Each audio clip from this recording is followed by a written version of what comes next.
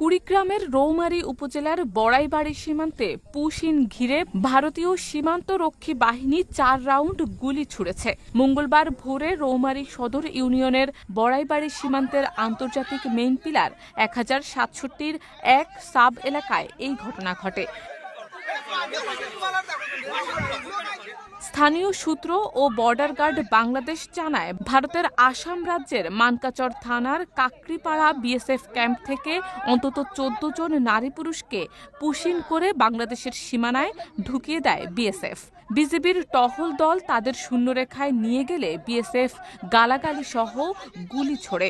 এই ঘটনার পর বিজিবি শূন্যরেখায় অবস্থান নেয় এবং স্থানীয়রা সীমান্তে জড়ো হয়ে পড়ে।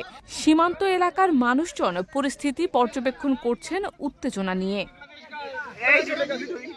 স্থানীয় বাসিন্দা ইউনুস আলী বলেন, ভোরের দিকে আমরা দেখি বিএসএফ সদস্যরা কাঁটা তারের গেট খুলে ১৪ জনকে বাংলাদেশের দিকে ঠেলে দেয়। বিজিবি সঙ্গে সঙ্গে বিষয়টি বুঝতে পেরে শূন্যরেখায় নিয়ে যায়। তখনই গালাগাল আর গুলি চলে। এদিকে পুশিন ব্যর্থ হওয়ার পর বিএসএফ সদস্যরা সীমান্ত এলাকার এক কৃষকের ৬টি গরু নিয়ে যায় বলে অভিযোগ উঠেছে। ভারতের নাগরিক, তারা স্থায়ীভাবে আসামের বাসিন্দা, ৫ জন মহিলা মানুষ আছে এবং বাকিগুলো এবং বয়স্ক এবং ইয়ং মানুষ সহ তাদেরকে রাত্রে অবৈধভাবে পুশিং করে।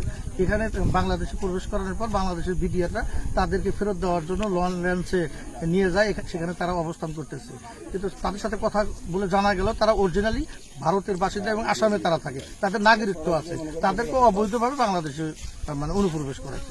বর্তমানে বড়াইবাড়ি সীমান্তে উভয় পক্ষের টহল ও প্রস্তুতি বৃদ্ধি পেয়েছে। স্থানীয় জনগণের মধ্যে আতঙ্ক বিরাজ করছে।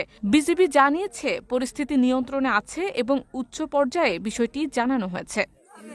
শারমিন নিশু, ঢাকা পোস্ট।